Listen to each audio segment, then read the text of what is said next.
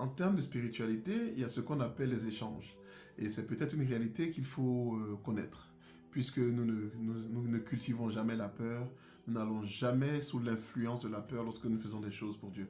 Il y a deux manières d'approcher la délivrance. Il y a des gens qui le font avec orgueil, ou souvent quand Satan sait qu'il ne peut pas gagner, il vous pousse à l'orgueil.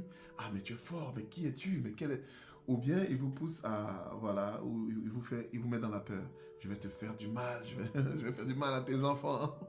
Bon, je vous parle aujourd'hui d'un cas simple d'influence. Alors, c'est un homme de Dieu, un vrai homme de Dieu, qui a beaucoup d'onction, qui déploie l'onction partout où il va dans le monde, qui est venu nous voir un jour, qui dit, je sens quelque chose sur ma tête qui n'est pas de Dieu. Je suis comme mis dans une cage. J'ai besoin de délivrance. Nous avons prié, aussi simple que cela soit. Et l'esprit qui s'est présenté est un démon. Voici comment il se présente. Je suis un démon venu tout droit de l'enfer.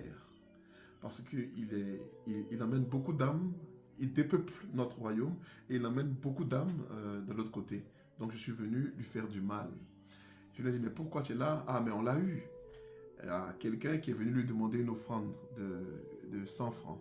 Et il a donné exactement 100 francs. Et bien c'était tout. C'est comme ça que j'ai réussi à l'avoir.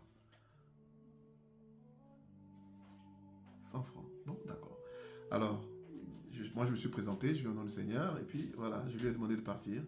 Ah, mais il partira, c'est sûr. Mais il me rappelle que l'homme de Dieu n'est pas légal, ne vit pas dans la légalité. L'homme de Dieu n'est pas marié, et il vit avec une femme. Il était fiancé, il avait fait, voilà, mais il est homme de Dieu, son fiançailles ne compte pas. Il faut qu'il se marie, sinon j'ai le droit de revenir tant que je veux.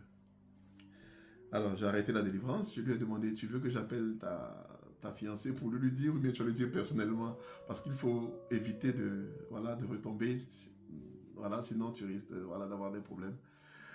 Il dit, t'inquiète, je parlerai donc à ma femme, quand le temps sera opportun. Je lui ai dit, d'accord, donc on continue la délivrance, d'accord. Je lui ai dit, mais je te préviens que si on le fait partir, si tu ne te maries pas très tôt, ou bien si tu ne rentres pas dans l'obéissance de ce que la parole dit, tu risques d'avoir certains problèmes. T'inquiète frère, prions. Alors, je rappelle l'esprit, je lui dis, comme tu sais que tu dois partir, tu n'es pas légal, tu t'en vas.